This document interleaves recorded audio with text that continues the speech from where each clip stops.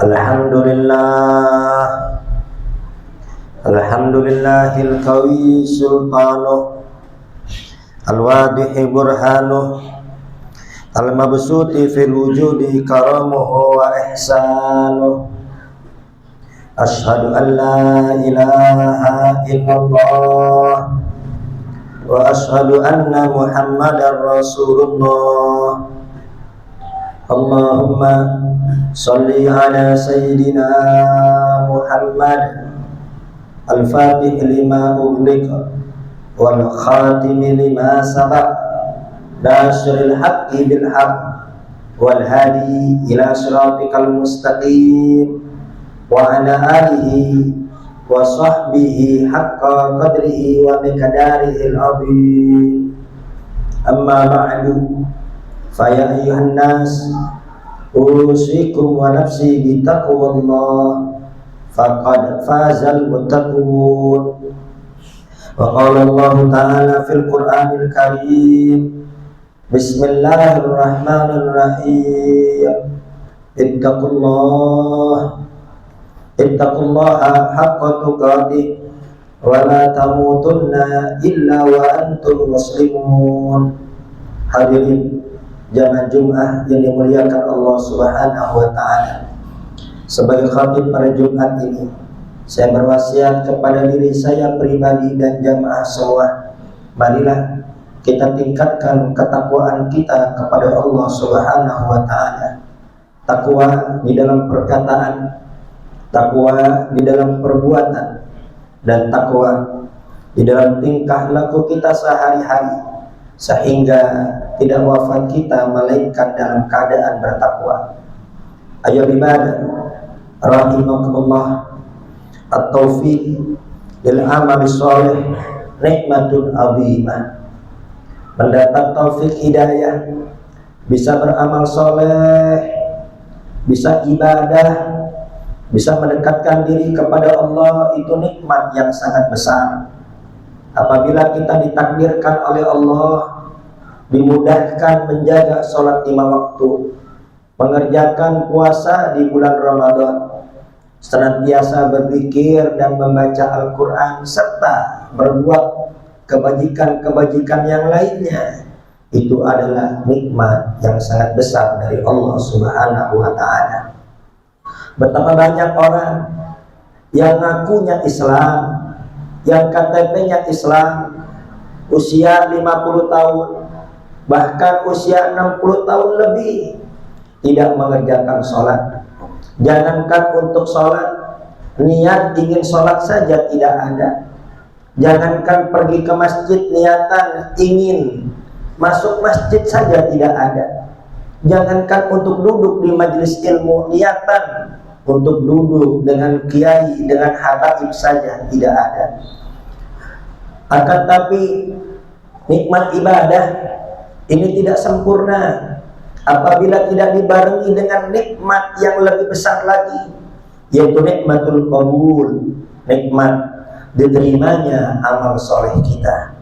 Para salafun soleh terdahulu, mereka sangat perhatian terhadap diterimanya amal, sehingga mereka hati-hati di dalam beramal, sungguh-sungguh dan sempurna dalam ibadah, tidak main-main, tidak sekedar menjalankan perintah dan menggugurkan kewajiban. Kita lihat betapa banyak orang yang sholat, akan tapi sholatnya jauh dari petunjuk Nabi besar Muhammad. Sholatnya tidak tenang, gerak kanan, gerak kiri, tangannya kadang gerak ke atas, kadang gerak ke bawah, mengganggu yang ada di sampingnya. Bahkan terkadang sholatnya seperti anak kecil, lirik kanan, lirik kiri, toleh kanan, toleh kiri. Ayo ibadah rahimakumullah, para salafun soleh terdahulu, sebelum mereka beramal soleh, sebelum mereka ibadah, mereka benar-benar hati-hati. Mereka cari tahu dulu bagaimana petunjuk Nabi di dalam sholat, bagaimana petunjuk Nabi dalam puasa, bagaimana petunjuk Nabi dalam bersedekah, dalam berhaji, dalam umroh. Karena mereka paham betul banyaknya ibadah. Apabila tidak sesuai dengan ajaran Nabi, maka itu semua tertolak, tidak diterima oleh Allah Subhanahu wa ta'ala. dan kita tidak akan mengetahui bagaimana petunjuk Nabi dalam ibadah apabila kita tidak duduk di majelis ilmu, apabila kita tidak dekat dengan ulama, dan bahkan tidak sampai di situ. Sebelum ibadah mereka perhatikan niat mereka. Mereka benar-benar ikhlas karena Allah. Mereka sangat takut apabila dalam ibadahnya ada cacatnya, ada riaknya, ada wujudnya, yang mana itu semua bisa membatalkan amal ibadah, bisa menyebabkan ibadah kita tertolak di sisi Allah Subhanahu wa ta'ala. Ayo ibadah, rahimakumullah, sekali lagi, ketika kita ibadah, perhatikan bagaimana caranya agar ibadah kita diterima. Karena apalah artinya ibadah kita apabila tidak diterima oleh Allah Subhanahu wa ta'ala.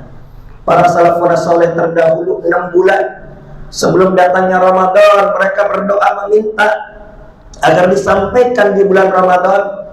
Dan selesai Ramadan berlalu, mereka juga berdoa sambil menangis agar ibadahnya selama bulan Ramadan, puasanya, qiyam Ramadannya, tilawatul Qur'annya, sedekahnya, iktikafnya, semua diterima oleh Allah Subhanahu wa ta'ala. Ketika turun ayat walladzina yu'tuna ma atau wa qulubuhum wajilatun, orang-orang yang mengerjakan ibadah dan hati mereka, orang-orang yang mengerjakan amal dan hati mereka takut. Itu Sayyidah Aisyah bertanya kepada Nabi besar Muhammad SAW, ya Rasulullah, apakah ayat ini mengenai orang yang habis mencuri atau habis minum minuman keras, kemudian dia takut kepada Allah Subhanahu wa ta'ala? Dijelaskan oleh Nabi besar Muhammad, la ya binta Siddiq, tidak seperti itu wahai putrinya Abu Bakar As-Siddiq, walakinnahum alladzina yasumuna wa yusalluna wa yatasaddaquna wa hum yakhafuna alla yuqbala minhum. Ayat ini berbicara mengenai orang yang ahli sholat, ahli puasa, ahli sedekah. Setelah dia beramal soleh, mereka semua takut kepada Allah. Mereka khawatir kalau ibadahnya tidak diterima oleh Allah Subhanahu wa ta'ala. Jangankan untuk ujub, jangankan untuk sombong, di hati mereka tidak ada itu semua. Akan tapi di hati mereka ada kekhawatiran kalau ibadahnya tidak diterima oleh Allah Subhanahu wa ta'ala. Ya libar rahimakumullah, mereka ahli ibadah, akan tapi rasa takutnya kepada Allah sangat-sangat luar biasa. Dan kita semua tidak ada yang tahu apakah ibadah kita diterima atau tidak. Kita semua tidak ada yang bisa memastikan puasa kita diterima atau tidak. Apabila ibadah kita diterima, itu adalah anugerah yang sangat luar biasa dari Allah Subhanahu wa ta'ala. Namun apabila ibadah kita selama bulan Ramadan ternyata tertolak, tidak diterima oleh Allah, itu adalah musibah yang sangat besar. Na'udzubillah, summa na'udzubillah min dzalik. Nabi Allah Ibrahim alaihissalam selesai membangun Ka'bah, beliau berdoa, Rabbana taqabbal minna innaka antas samiul alim. Ya Allah, terimalah hasil bangunan Ka'bah ini. Innaka antas sami, sesungguhnya engkau maha mendengar atas doa kami, al-alim biniyatina, dan engkau maha mengetahui akan niat kami. Dan tidak sampai di situ, Allah juga mengabadikan doa Nabi Allah Ibrahim, Rabbi ja'alni muqimas sholati wa min dzurriyyati Rabbana wa taqabbal du'a. Ya Allah, jadikan aku dan anak keturunan aku termasuk orang-orang yang menjaga sholat. Rabbana taqabbal du'a. Ya Allah, terimalah seluruh amal solehku, terimalah seluruh ibadahku. Karena apalah artinya ibadah apabila tidak diterima oleh Allah Subhanahu wa ta'ala. Semoga Allah Subhanahu wa ta'ala menerima ibadah kita selama bulan suci Ramadan.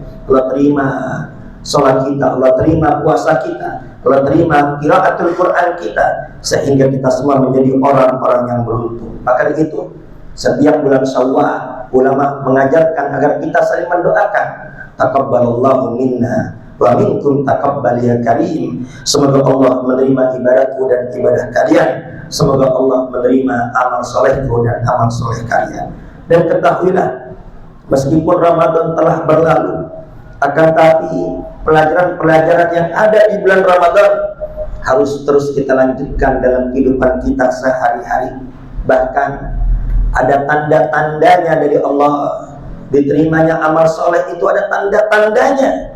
Tanda-tandanya adalah kita merasa manis dalam ibadah, kita merasa nikmat dan tenang dalam sholat, merasa nikmat dalam membaca Al-Quran, merasa nikmat dalam iktikaf, sehingga ingin terus-menerus mendekatkan diri kepada Allah Subhanahu wa Ta'ala.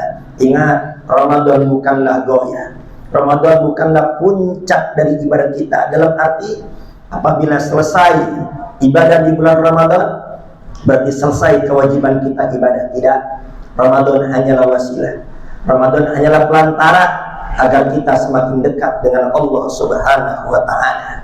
Meskipun saat ini sudah tidak ada puasa wajib, akan tapi mata kita tetap wajib berpuasa dari memandang yang haram.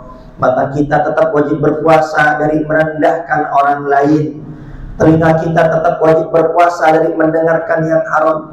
Lisan kita tetap wajib berpuasa dari berbicara yang haram. Dan perut kita tetap wajib berpuasa dari kemasukan hal yang haram.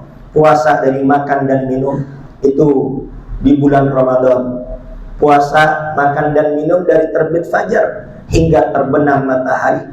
Akan tapi puasa dari mengerjakan yang haram itu bukan hanya di bulan Ramadan saja. Itu terus menerus harus kita puasa, baik di bulan Ramadan maupun di luar Ramadan. Dan kita tetap wajib berpuasa bukan hanya di siang hari, akan tapi juga di malam hari, puasa dari mengerjakan yang dilarang oleh Allah Subhanahu wa Ta'ala. Semoga Allah Subhanahu wa Ta'ala terus menerus memberikan kita nikmat ibadah, nikmat sholat, nikmat ke masjid, nikmat duduk di majelis ilmu, dan semoga Allah tambahkan kita nikmat yang berikutnya, yaitu diterimanya amal soleh kita, sehingga kita semua menjadi orang-orang yang benar-benar dalam ibadah, sungguh-sungguh dalam beramal soleh, dan Allah jauhkan hati kita dari riya, dari ujub, dari takabur, sehingga ibadah kita sesuai dengan petunjuk Nabi besar Muhammad SAW. Semoga Allah Subhanahu wa Ta'ala selamatkan kita di dunia, selamatkan di akhirat, bahagiakan kita di dunia, bahagiakan kita di akhirat. Amin. Allahumma amin. Bismillahirrahmanirrahim.